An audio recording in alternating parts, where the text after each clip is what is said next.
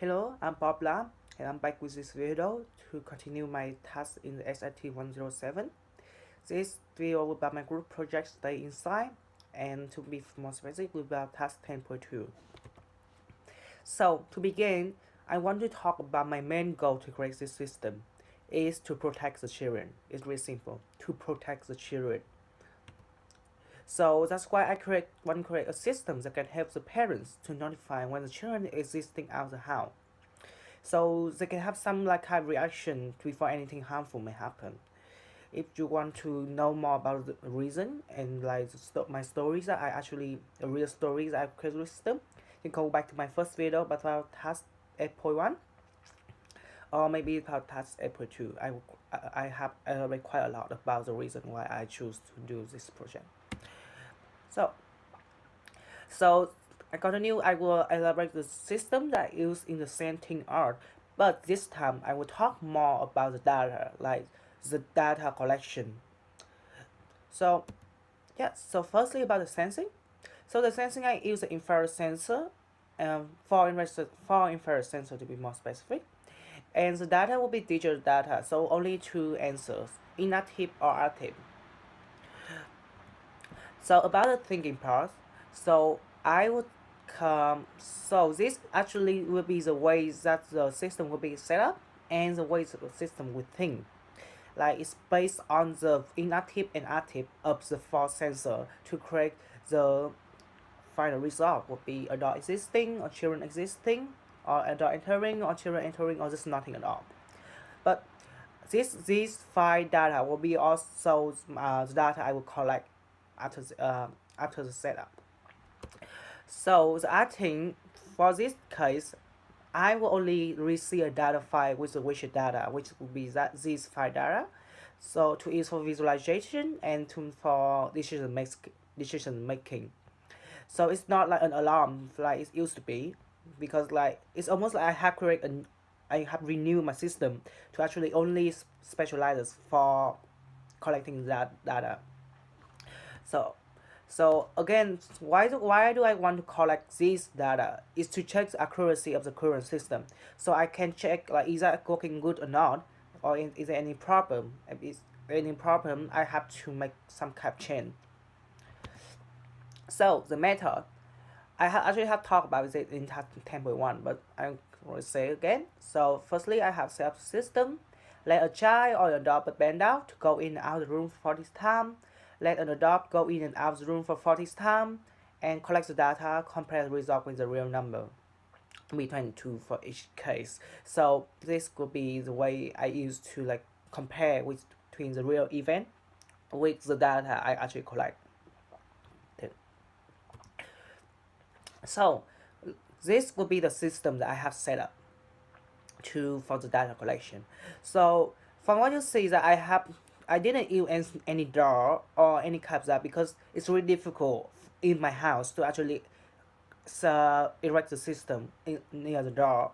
So I actually use this way, like based on like a pivot in my house and like a trolley and a tray to actually set up the system to work like this. So they can have the perfect height and have that correct and actually near the jack in too. So it's really easy for me to work with. So so that's the system I have set up. You can see that they have 4 sensors in 4 different positions, and you can see the Arduino in the middle. Yeah. Okay. So I have write a new code which still based on the old code and some other old code in the unit to actually create a new code for specializers to collect the data. If you open the link, you will see that the new code is quite different, and and the output will only about 0 print to have the data, and the data will be stored in the SD card. So and I have done it, and I have the collected data, and I will use this data to calculate and compare with the real event. So that's all, almost everything about what I need to do. But now would be more specific about what I have done. So firstly, the role for this collecting data. So I am the only member, so I bob and do everything. And next we're checking the progress. Firstly, I will check on the cello. So most of the tasks have been done. Only visualize the data is the leftover task, and I will start doing it right after this because I have all the needed data for this. Checking the progress. So this is my original plan, and I supposed to finish everything on the 25th of September, 25th of September, but today already 27, and so I'm very late back behind. Well, about 2 days, 2 days. So I need to finish everything as fast as I can because I have set up for myself the 13th of September is the last day, the deadline for me. Although like the portfolio was supposed to be on the 8th of October, but I think it's reasonable to finish at the end of September, and maybe I still have some feedback for that. And next and lastly would be my burnout chart. So you can see on the chart that I have done quite horrible performance. Have had quite a horrible performance. My burnout charts look quite not really good, not exactly what I have planned because I have a lot of zero working days. Like I have not done much, and like I say, I'm supposed to finish everything by the 26th of September, but like I have pushed everything almost like quite late to actually finish it. But there are reason for that. The reason are the challenges that I face.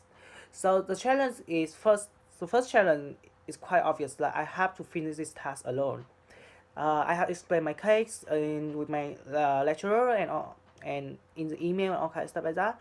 So right now I can only work on my task all alone, although it's supposed to be a group task, so it's quite difficult. I still have some unfinished tasks, not in the unit but in other units. So I have quite neglected unit for the recent day to actually focus on other units.